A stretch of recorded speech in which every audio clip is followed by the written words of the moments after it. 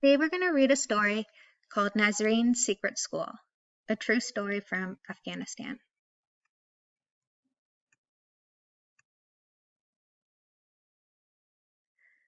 My granddaughter, Nasreen, lives with me in Herat, an ancient city in Afghanistan. Art and music and learning once flourished here. Then the soldiers came and changed everything. The art and music and learning are gone. Dark clouds hang over the city. Poor Nasreen sat at home all day because girls are forbidden to attend school. The Taliban soldiers don't want girls to learn about the world the way Nasreen's mama and I learned when we were girls.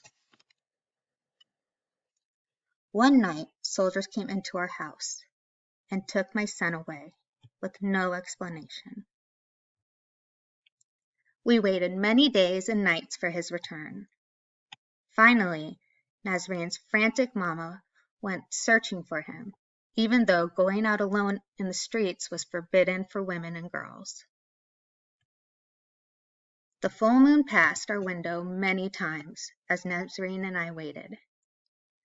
Nasreen never spoke a word. She never smiled. She just sat, waiting for her mama and papa to return. I knew I had to do something. I heard whispers about a secret school for girls, behind a green gate in a nearby lane. I wanted Nasreen to attend the secret school. I wanted her to learn about the world as I had. I wanted her to speak again. So one day, Nasreen and I hurried down the lanes until we came to the green gate. Luckily, no soldier saw us. I tapped lightly. The teacher opened the gate, and we quickly slipped inside. We crossed the courtyard to the school. One room in a private house filled with girls. Nasreen took a place at the back of the room. Please, Allah, open her eyes to the world, I prayed as I left her there. Nasreen didn't speak to the other girls. She didn't speak to the teacher. At home, she remained silent. I was fearful that the soldiers would discover the school, but the girls were clever. They slipped in and out of the school at different times, so as not to arouse suspicion. And when boys saw soldiers near the gate, they distracted them. I heard of a soldier who pounded on the gate, demanding to enter. But all he found was a room filled with girls reading the Quran, which was allowed. The girls had hidden their schoolwork, outwitting the soldier. One of the girls, Mina, sat next to Nasreen every day, but they never spoke to each other. While the girls were learning, Nasreen stayed inside herself. My worry was deep. When school closed for the long winter recess, Nasreen and I sat by the fire. Relatives gave us what food and firewood they could spare. We missed her mama and my son more than ever. Would we ever know what had happened? The day Nasreen turned to school, Mina whispered in her ear, I missed you. And Nasreen answered back, I missed you too. With those words, her first since her mama went searching, Nasreen opened her heart to Mina. And she smiled for the first time since her papa was taken away. At last, little by little, day by day, Nasreen learned to read, to write, to add and subtract. Each night she showed me what she had discovered that day. Windows opened for Nasreen in that little schoolroom. She learned about the artists and writers and scholars and mystics who long ago made Herat beautiful.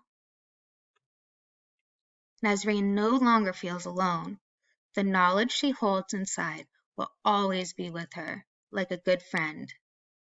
Now she can see blue sky beyond those dark clouds. As for me, my mind is at ease. I still wait for my son and his wife, but the soldiers can never close the windows that have opened for my granddaughter. Insha'Allah.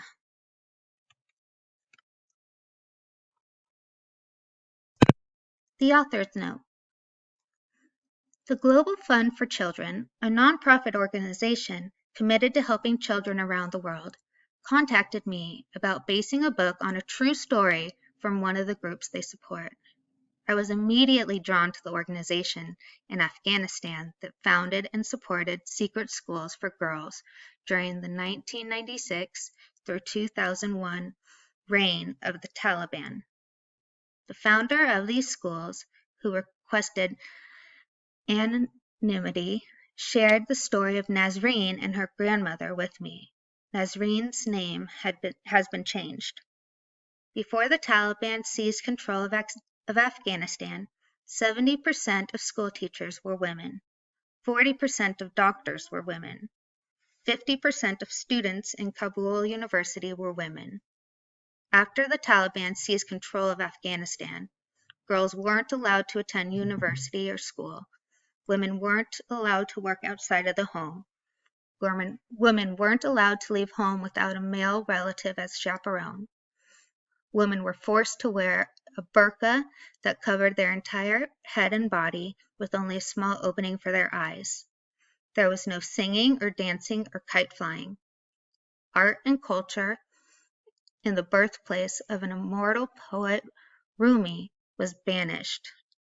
The colossal Bamayan Buddhas carved into the side of a mountain were destroyed. Years of isolation and fear had begun. But there was also bravery from citizens who defied the Taliban in many ways, including supporting the secret schools for girls. Even now, after the fall of the Taliban in Afghanistan in 2001, danger remains. Still, schools are bombed, set on fire, and closed down. Still, there are death threats to teachers.